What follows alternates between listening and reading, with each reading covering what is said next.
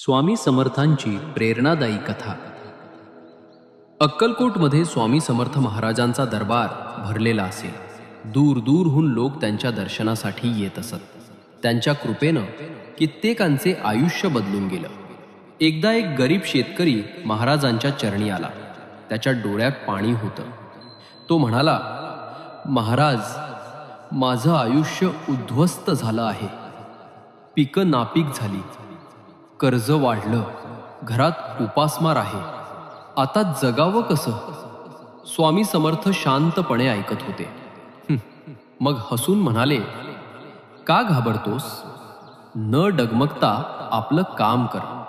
अजून प्रयत्न न करता हार मानू नकोस। श्रद्धा आणि धैर्य ठेवलंस तर परमेश्वर कधीच तुला एकटं सोडणार नाही। शेतकरी नतमस्तक झाला। स्वामींचे शब्द मनाशी धरून तो पुन्हा शेतात मेहनत करू लागला। यावेळी त्याच्या मनात भीती नव्हती, तर विश्वास होता। काही दिवसांनी पाऊस झाला। जमीन हिरवीगार झाली, पिकं बहरली। त्याचं आयुष्य बदलून गेलं। त्याला उमगलं, हे केवळ पावसाचं चमत्कार नव्हतं, तर श्रद्धा, धैर्य आणि प्रयत्नांचा चमत्कार होता। स्वामी समर्थांचं शिकवण सोपं होतं। न घाबरता आपलं कर्तव्य करा। संकटात सुद्धा धैर्य सोडू नका। श्रद्धेनं देवावर विसंबा, आयुष्य नक्की बदलून जाईल।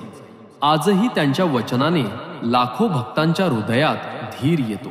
भिऊ नकोस, मी तुझ्या पाठीशी आहे।